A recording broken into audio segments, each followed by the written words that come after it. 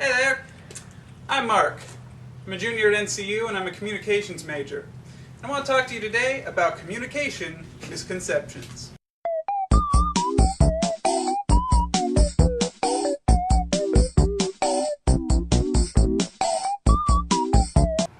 Have you ever heard the statistic that 93% of all communication is nonverbal? It's the kind of thing people like to bring up at parties to sound smart, and the sort of thing motivational speakers like to say. The statistic is actually based off the work of Albert Mehrabian, a psychologist who studied how emotion is communicated.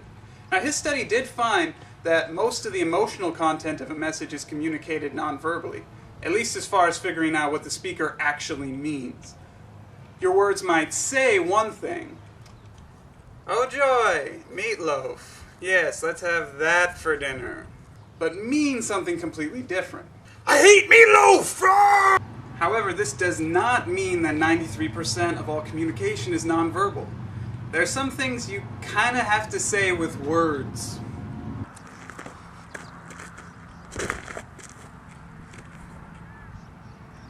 Did you get that? I want to know what you wanted for dinner. I hope it's not meatloaf. Mehrabian himself hates that this statistic keeps floating around and being misused and misunderstood. It's just hogwash, plain and simple. And it's not the only thing.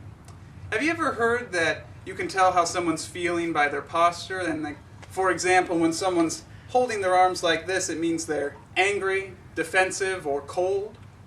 Well, I'm not angry or defensive, but I am a little chilly. Ooh. Do you want to know what it actually means when someone has their arms crossed? It usually means that their arms are tired. Yet there's so-called experts out there who will tell you that you can learn everything there is to know about a person by their nonverbals. Have you ever heard about deception cues? Little things that people do that can show you exactly when they're lying. Tell us your name. My name's Mark Hamilton. Wait a minute, stop the tape. Go back. Look, right there. You see that? He touched his face. He's lying. He's lying about his name? Well, obviously he touched his face! The simple fact is, most of those cues just show that someone might be lying. And none of them are hard, fast, or reliable. There's no magic signal that someone gives off that definitely shows that they're lying. And a lot of the signals that experts talk about also show up when people are just nervous. Maybe nervous because someone thinks that they're lying. Communication misconceptions like this abound in our society.